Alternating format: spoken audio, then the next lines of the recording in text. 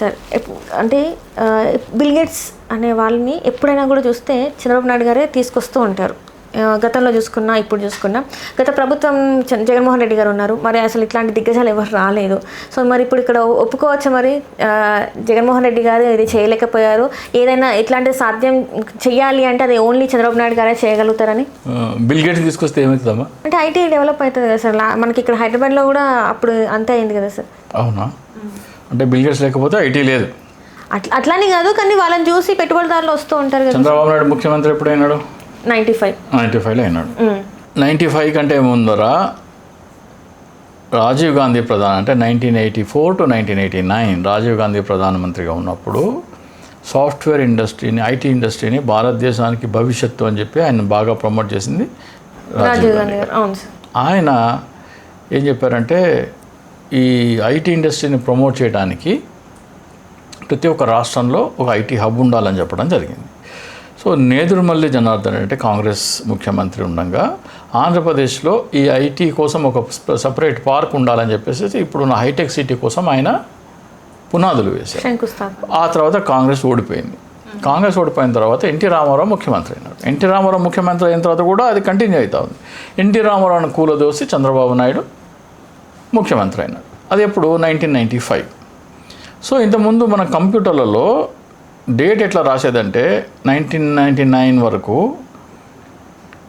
డేట్కి 2 అంకెలు, మంత్కి 2 అంకెలు, ఇయర్కి 2 అంకెలు, అంటే రోజు తారీఖుకి 2, ఆ రోజు ఏ తారీఖు దానికి 2 అంకెలు, ఆ నెలకి 2 అంకెలు, సంవత్సరానికి కూడా 2 అంకెలే ఉండేవి. 1999 అని రాశారు. సో 31 డిసెంబర్ 1999 తర్వాత అది 1 జనవరి 2000 అంటే 010100 అంటే ఆ 00 ఏది 2000 1900 కంప్యూటర్ ఏం చేస్తుంది 1900కి వెళ్ళిపోతుంది.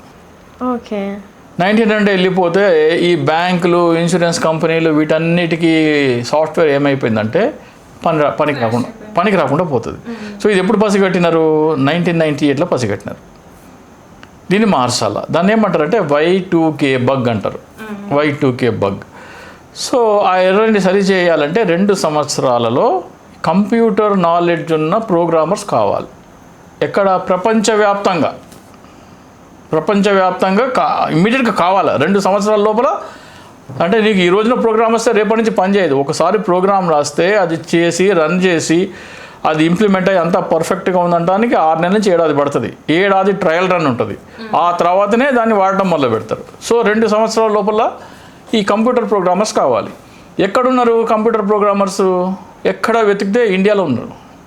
ఇండియాలో ఎందుకున్నారు? రాజీవ్ గాంధీ గారు ఐటీకి మన భవిష్యత్తు అని చెప్పేసి ఈ కంప్యూటర్ సాఫ్ట్వేర్ని ప్రమోట్ చేస్తే అందరూ కంప్యూటర్ ప్రోగ్రామింగ్ నేర్చుకోవడం మొదలుపెట్టారు. నేను ఎప్పుడు నేర్చుకున్నాను తెలుసా? 1987 నాకు diploma in computer programming and application. Degree చదువుతున్న వాళ్ళు సడన్గా మానేసి ఇదేదో కొత్త ఉందని చెప్పేసి డిగ్రీ వదిలేసి దీంట్లో జాయిన్ వెంటనే నాకు విత్-ఇన్ నా కోర్స్ అయిపోయి, ఇవాళ కోర్స్ అయిపోయింది, నెక్స్ట్ డే జాబ్. నాకు 1000 రూపీస్ ఫస్ట్ శాలరీ. ఇవాళ కోర్స్ అయిపోతే నెక్స్ట్ డే జాబ్. ఎక్కడెక్కడ హ్యాండ్స్ ఉన్నారో అక్కడెక్కడ కావాలి అన్నట్టు ఉండే, అంత డిమాండ్ ఉండే. సో ఆ రోజుల్లో ఆ దేశమంతా ఎక్కడున్నారో, ప్రపంచమంతా ప్రోగ్రెస్ అవ్వంటే ఆంధ్రప్రదేశ్, సౌత్ ఇండియాలో ఎక్కువ ఉన్నారు. కాబట్టి ఇక్కడ వీళ్ళందరూ సాఫ్ట్వేర్ వైపు వెళ్ళినారు. సో అట్లా ఆంధ్రప్రదేశ్కి సాఫ్ట్వేర్ ఇండస్ట్రీ రాజీవ్ గాంధీకి పునాదులు వేస్తే రాజశేఖర్ ఈయన బిల్ గేట్స్ని తీసుకొచ్చినాడు, కరెక్టే. కానీ బిల్ గేట్ తీసుకొచ్చినాడని ఎవరన్నా సాఫ్ట్వేర్ ఇంజనీర్ అవుతాడా? లేదు సార్. బిల్ గేట్స్ వచ్చినాడు హైదరాబాద్ కాబట్టి హైదరాబాద్లో సాఫ్ట్వేర్ చదవాలని వస్తుందా? లేకపోతే నీకు చదువుకోవాలనే ప్రతిభ ఉంది కానీ పైసలు లేవు చదువుకోవడానికి. నువ్వు సాఫ్ట్వేర్ ఇంజనీర్ అవ్వాలని నీకు టాలెంట్ ఉంది కానీ డబ్బులు లేవు. రాజశేఖర రెడ్డి ఏం చేసినాడు? ఫీజు రియంబర్స్మెంట్ అని తీసుకొచ్చినాడు.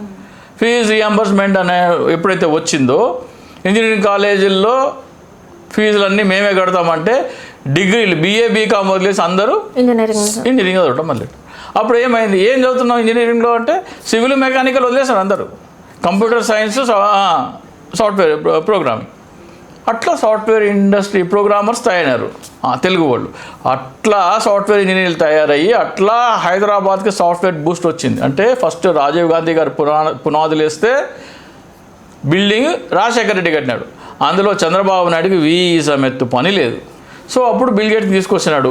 బిల్ గేట్స్ అంటే పెద్ద గొప్ప మైక్రోసాఫ్ట్ అధినేత, ప్రపంచంలో అత్యంత ధనవంతుడు.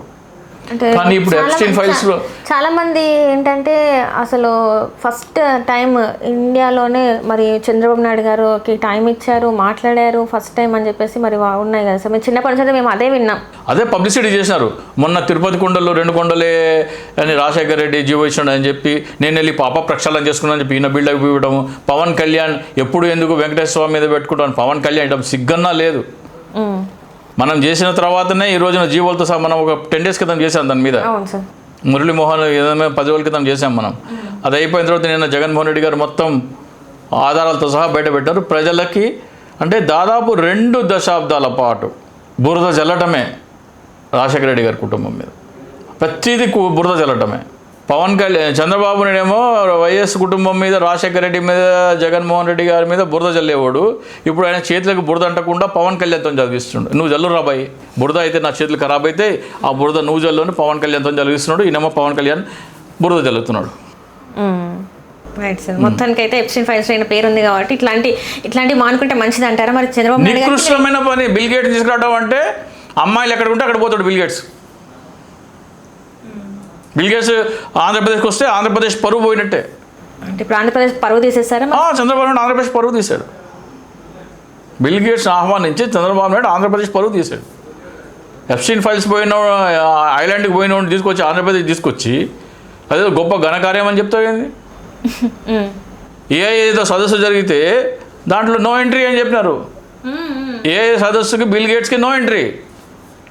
మనం ఏమో బిల్ గేట్ తీసుకొచ్చామో జబ్బలు తెచ్చుకుంటున్నాం. అందరూ సిగ్గుపడుతుంటే దాని గురించి అసహించుకుంటే బిల్ గేట్స్ని ఈయన తీసుకొచ్చి భుజాల మీద ఊరేగిస్తున్నాం మనము. చాలా మంది చెప్తున్నారు చాలా ఇంతవరకు ఎవరి తరం కాలేదు, చంద్రబాబు నాయుడు తరం మాత్రమే అయింది ఇప్పటివరకు అని చెప్పి. ఆడ రానియట్లేదమ్మా. బిల్ గేట్స్ అంటే వద్దు నో ఎంట్రీ అంటున్నారు. ఈయనేమో భుజాల మీద ఊరేగిస్తున్నాడు. ఈయన పబ్లిసిటీ పిచ్చి.